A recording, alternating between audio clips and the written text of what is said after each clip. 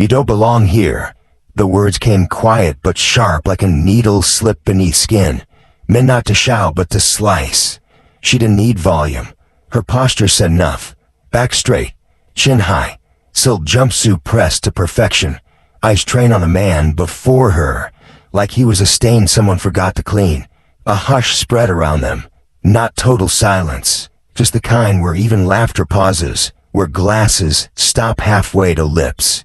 Darius stood still, shoulders steady, expression unreadable. But then she reached out and knocked the glass from his hand. It fell, struck the deck, and shattered.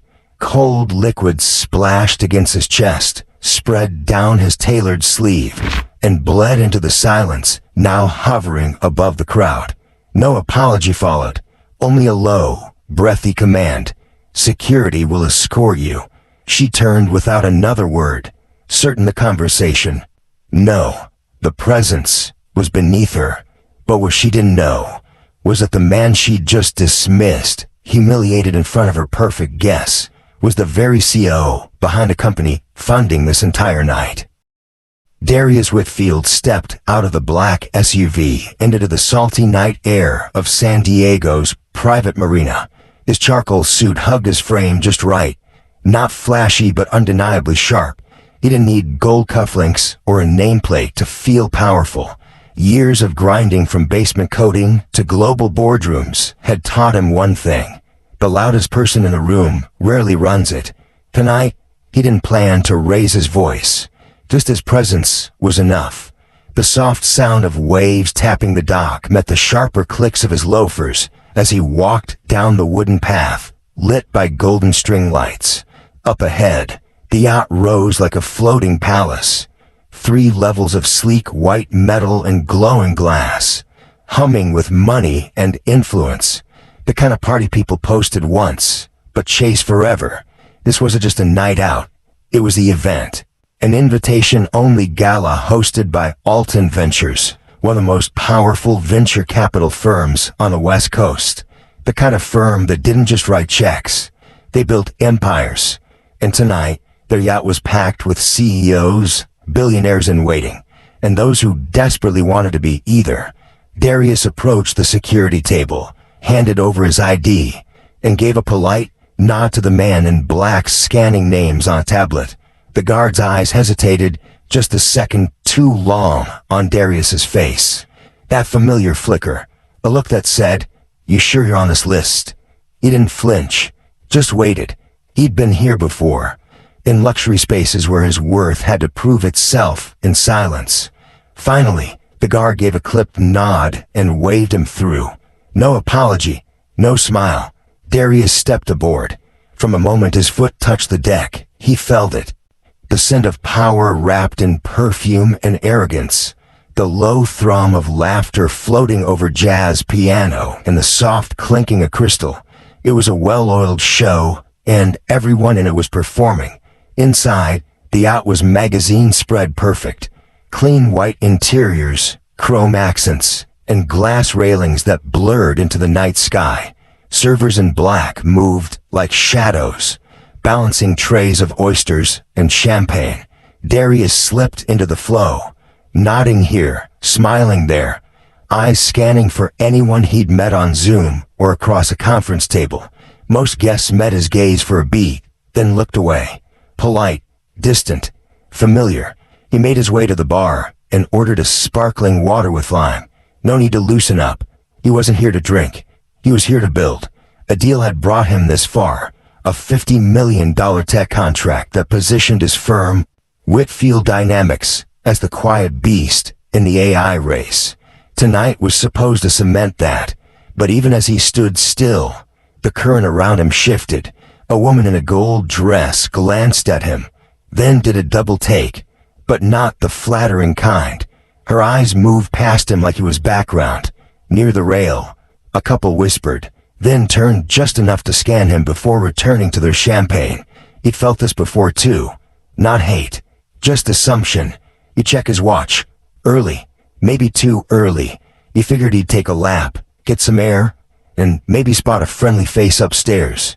The second deck was quieter, more polished, fewer crowds, more decision makers. He passed a group laughing at something a man in a tan blazer had said. They didn't stop talking when he walked by. They didn't nod. They just paused, glance resumed, as if he hadn't passed through it all. At the bar, he ordered another sparkling water. The bartender barely looked up. Beside him, a man in his 50s with a tan that screamed private golf club asked casually, "You staff?" Darius turned his head, caught the man's smirk. "Excuse me, catering? Or one of the dock guys?" Darius didn't blink. "No, I'm a guest."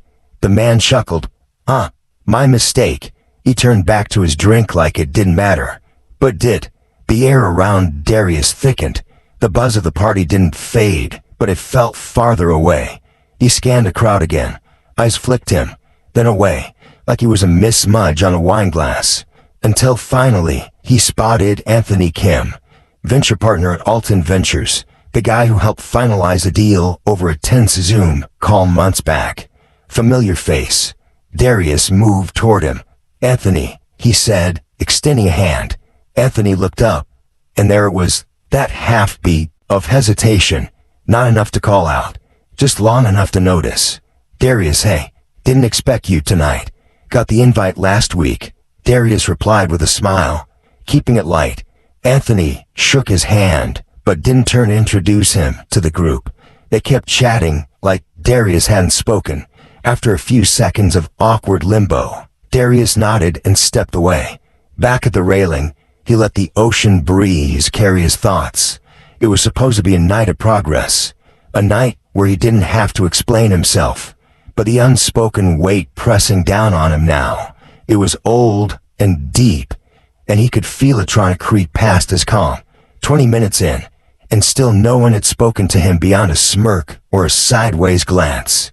He finished his drink, told himself to find the host, get done, then leave. He started down the stairs, and that's when he saw her. Brooke Spencer, the hostess, the woman who ran events for the rich like a silent queen. Slim figure, hair tied in a no-nonsense ponytail, white jumpsuit that fit like it was stitched on her. She was scanning the crowd with a stare that missed nothing, and then she locked eyes with him. Not out of curiosity, not out of welcome. It was the kind of look that asked one question and had already answered it. "What are you doing here?" Brooke didn't hesitate. The moment her eyes locked on Darius, she began weaving through the crowd with practiced grace, her heels tapping against the teak like warning shots. There was no smile, no plaisanteries, just that frosty authority she'd perfected from years of managing ultra-wealthy chaos. Darius turned slightly, sensing the storm coming. He didn't step forward. He didn't retreat. He simply stood still, present, composed, like a man who'd spent his life navigating waters just like these. "Excuse me," she said sharply as she reached him, her arms crossed loosely but firm enough to spell control. Her voice was polite, in the same way a blade is polished. "Can I help you with something?" Darius tilted his head slightly, measured. "No, I'm good. Just looking for the host." She didn't blink. The host. Her tone lifted, but it wasn't surprise. It was disbelief dressed as curiosity. "Yeah," Darius replied, matching her energy with calm ease. "I got an invite. Thought I'd say hello." She tilted her head, scanned him slowly from head to toe, her lips pressing into something that almost resembled amusement. "An invite, not a question, a challenge." Darius nodded. "That's right." Brooke held her position for a beat too long. Around them, the chatter hadn't stopped, but something in the air shifted. A woman 2 feet away paused mid-sip. A man nearby lowered his phone slowly. They could all sense it now, an invisible thread being pulled taut. Brooke's expression hardened.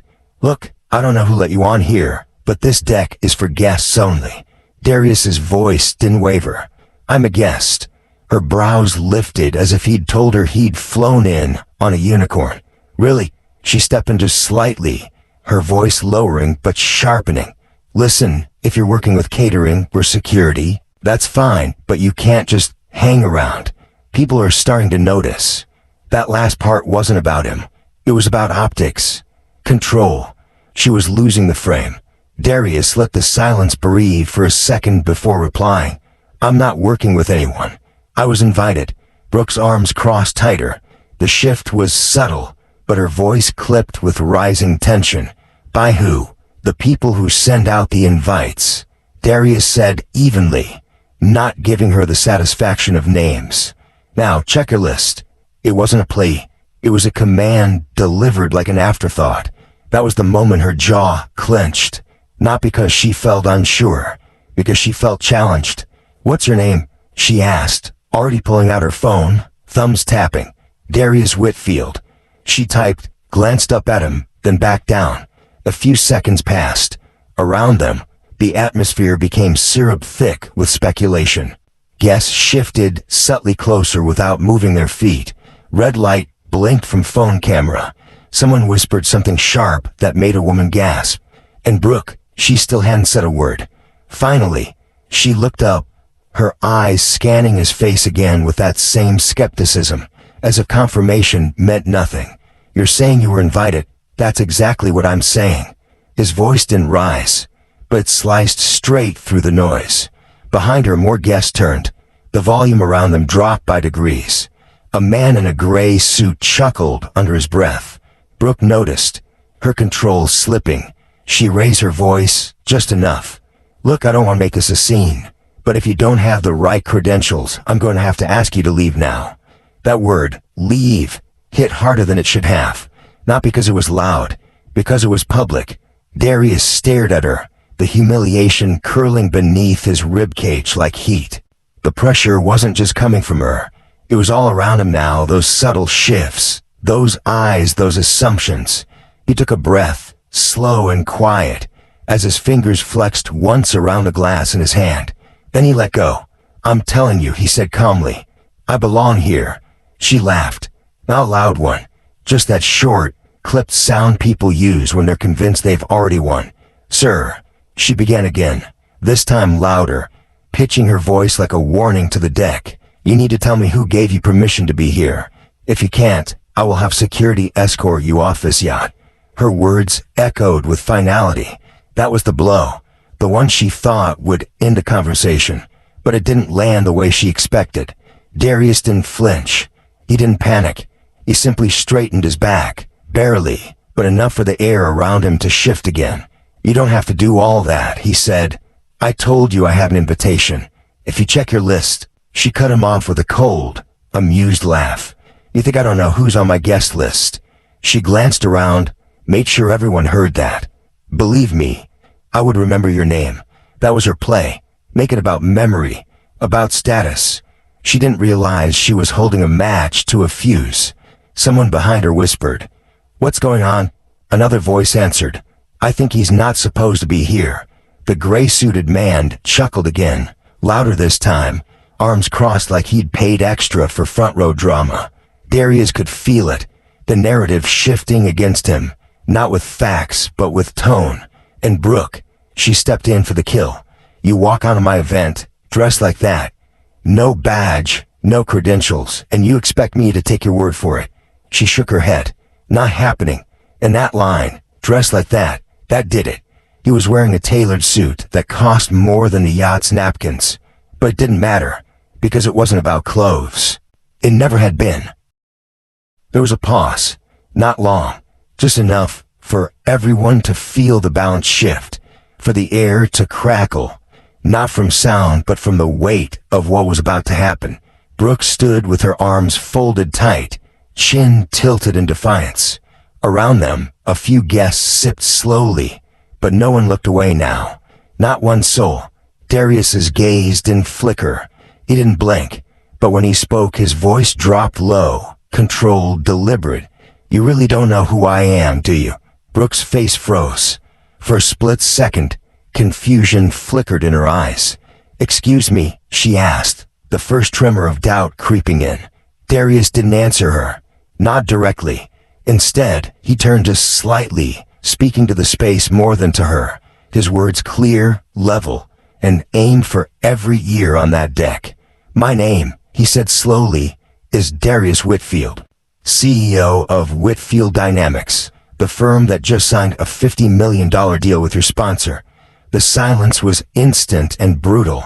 Even the background music seemed to choke on itself. Champagne flutes stopped midair. Conversations died mid-sentence. The only sound left was the low thrum of the yacht's engine beneath their feet. Brooke didn't speak. Couldn't. Her face, moments ago a portrait of practiced authority, now blanched with dawning panic. Guests around her were already murmuring, their whispers sharp as knives. "Wait, Whitfield Dynamics," someone muttered. "That's the AI company, right?" Another voice replied. "They just landed that deal with Alton Ventures." And there it was, the bomb detonating in slow motion. Alton Ventures, the very people throwing this glittering party. Their logo was on every napkin, every champagne bottle, etched into the polished steel railing. And now, everyone understood. The man they had just witnessed being questioned, humiliated, and nearly thrown out, was the key player in the biggest deal Alton had inked this year. Brooke's lips parted, but nothing came. Not a word, not even a breath. For the first time that night, she looked smaller, out of place, like a guest who'd wandered into her own nightmare. Darius didn't gloat. He didn't raise his voice or make a show of it. He simply turned back to Brooke and let the silence punish her more thoroughly than anything he could say. But he didn't stay quiet for long. "You assumed," he said softly, "because of how I look, because of how I enter the room, because I didn't fit the image you curated in your head." He didn't move, didn't even raise his chin, but his words struck like thunder. "You saw me, and you decided." Brooke tried to speak. "Mr. Whitfield, I know," he cut in. His voice wasn't raised, but it silenced her instantly. "You don't get to walk back the damage just because it's inconvenient now." Around them, more phones came out. Not stealthily this time, boldly, the red recording lights blinking like silent beacons. Guests shifted uncomfortably. Some looked away. Others leaned in. A few had the sense to be ashamed. Brooke's voice cracked. This is a misunderstanding, is it?" Darius asked, because it felt pretty deliberate to me. Every step of it, every look, every word. Brooke's mask of composure was cracking visibly now. Her hands trembled slightly at her sides. "I didn't know. Exactly," he snapped, his voice still low but razor sharp. "You didn't know. You didn't ask. You just judged." The words stung, not just for her, but for the audience now staring back at themselves through the mirror Darius had just raised. Someone near the bar whispered, "This is bad." Another murmured, "She's done." Brooke stepped forward, her voice barely above a whisper now. "Mr. Whitfield, I truly apologize. I should have recognized you. You should have respected me," he replied instantly. The phrase landed like a hammer. Simple, undeniable. Brooke flinched. That was the core of it. Stripped of titles, stripped of status. Respect. The one thing that had been denied him since the moment he stepped aboard. Anthony Kim, who had watched the whole thing unfold from a few feet away, finally stepped in. "Darius," he said, his tone cautious. "Maybe we can know," Darius said without turning. "This isn't yours to fix." Anthony fell silent. Brooke tried again, desperation crawling into her voice. "Please, Mr. Whitfield, I can't undo what's happened, but maybe we can talk, privately." Darius gave a slow shake of the head. The humiliation was public. Don't expect the accountability to be private. A woman near the railing nodded slowly, lips pressed into a grim line. One man actually clapped once, sharp, singular, then stopped as all eyes turned to him. The ripple of discomfort spread. The air was heavy now, too thick for anyone to pretend they hadn't just witnessed exactly what had happened. Brooke looked around, scanning for someone, anyone, to save her. But no one moved. No one spoke. She was suddenly very alone in the room she had owned. Darius adjusted the cuff of his sleeve, then locked eyes with her. "You don't need to check your guest list," he said, tone calm but cutting. "You made your list the second you saw me." Then he stepped back, not away, but out of her space, out of the box she had tried to shove him into, and in doing so, he took the oxygen with him. Brooke swayed where she stood, her perfect poise unraveling thread by thread. Her career, the image she'd curated for years, was cracking in front of cameras, in front of clients, in front of an industry that feeds on perception, and the man she tried to erase just became unforgettable. The party didn't recover. It couldn't. The music kept playing somewhere on the lower deck, but now it sounded offbeat, like a band playing at a funeral no one wanted to admit had started. Conversations were no longer natural, only strategic, measured, afraid. Every guest on that yacht had just witnessed the unmasking of power, not in a way Brooke had planned, with controlled lighting, flawless angles, and flattering photos, but raw, exposed, and irreversible. Brooke stood frozen for a few seconds longer than she should have, just long enough to make her desperation visible. Then she snapped into performance mode. The fake smile stretched across her face like a cracked mirror. She stepped toward Darius again, her tone now syrup-sweet and trembling at the edges. "Mr. Whitfield, I truly apologize," she said, her voice almost a whisper what it was minutes ago. "This isn't who I am." Darius didn't blink, didn't shift.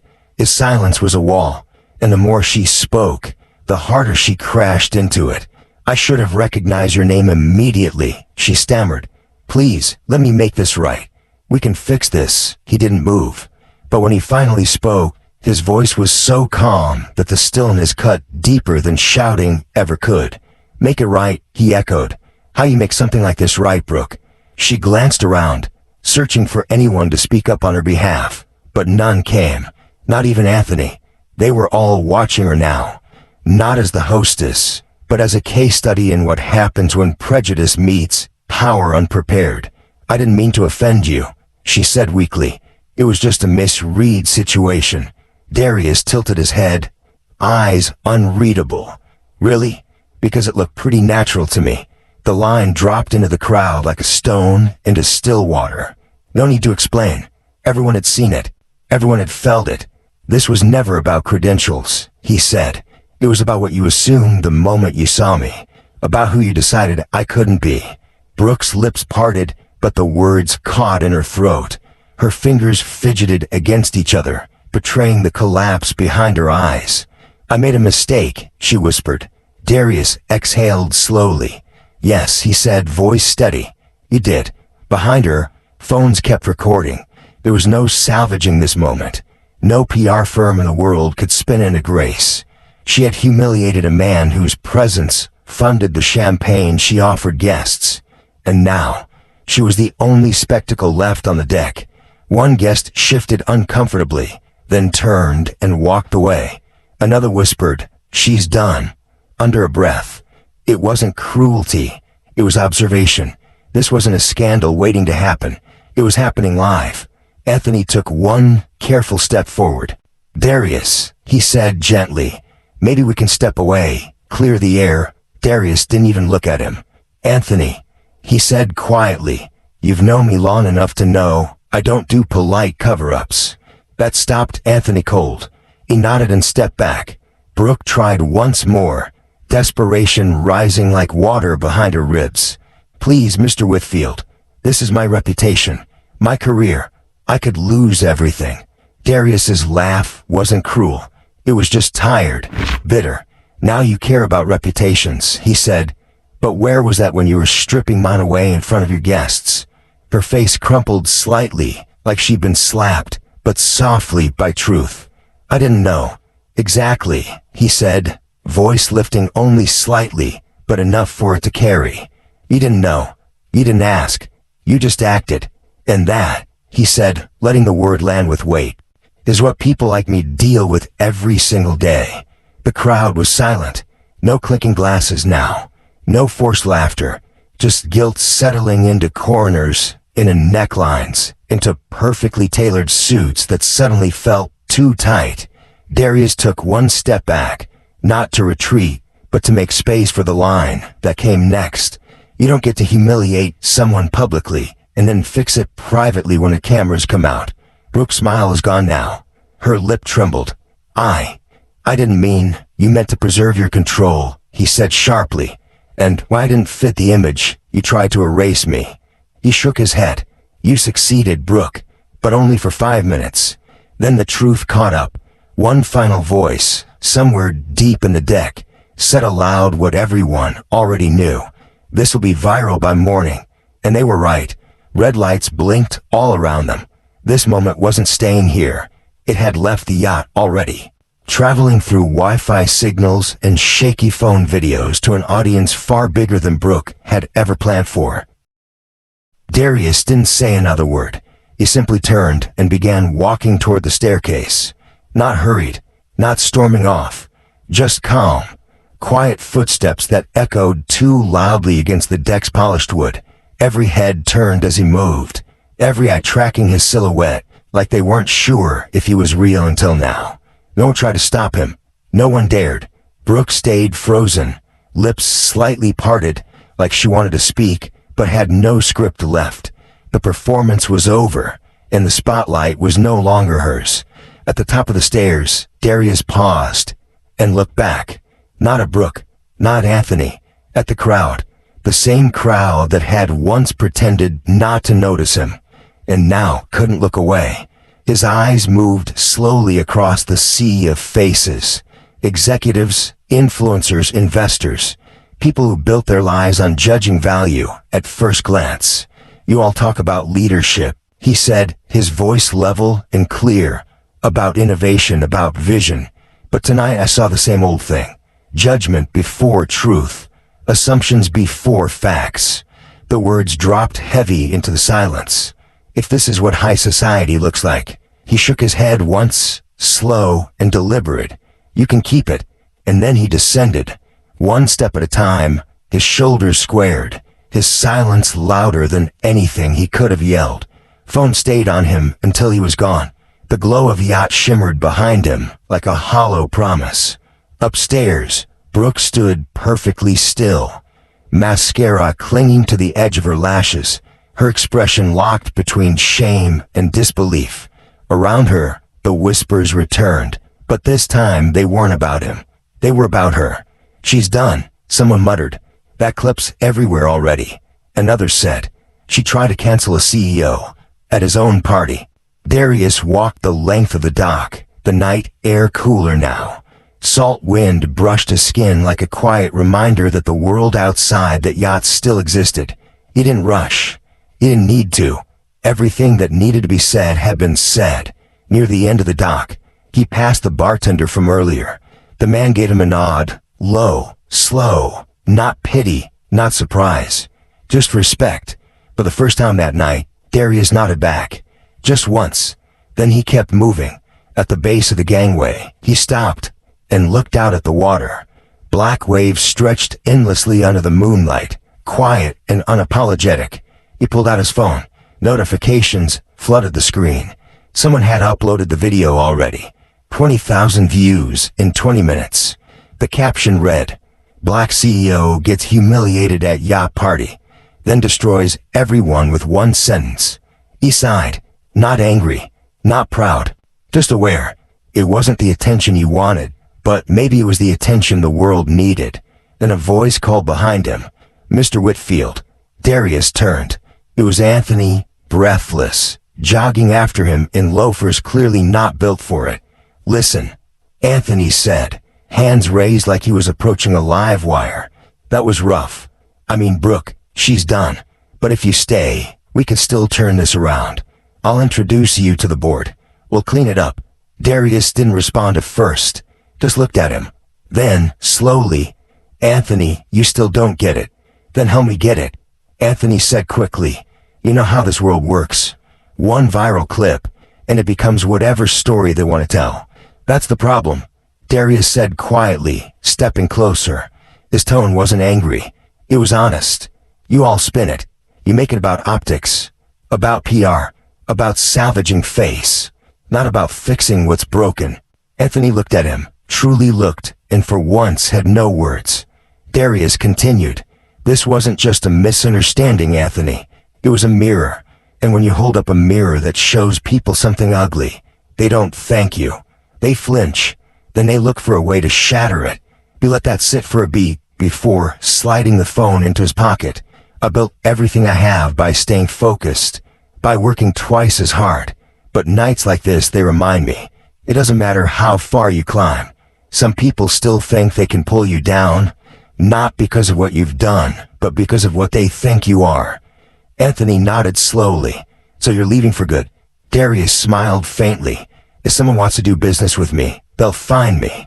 I don't need their yacht to prove I belong. And just like that, he walked away, one step at a time, past the dock lights, past the flash of cameras still capturing the remnants of the night's collapse. Behind him, the party flickered on, but the shine was gone. The truth had seeped into every corner. Brooke Spencer would no longer be known as the woman who planned perfect parties. She'd be the one who tried to eject the man paying the bill. But this story, this night, wasn't about revenge. It was about something deeper. Darius had lived with this truth for years. The feeling of being questioned, challenged, minimized, even in the rooms he built with his own hands. But tonight, the world finally saw it happen in real time. And now, they couldn't unsee it. Respect shouldn't be a reward. It should be the baseline. You don't need to know someone's net worth to give him dignity. You don't need to see credentials to offer decency. The next time you're tempted to make a judgment, pause. Ask. See. Because you never know who you're talking to. And worse, you never know who's watching you when you do.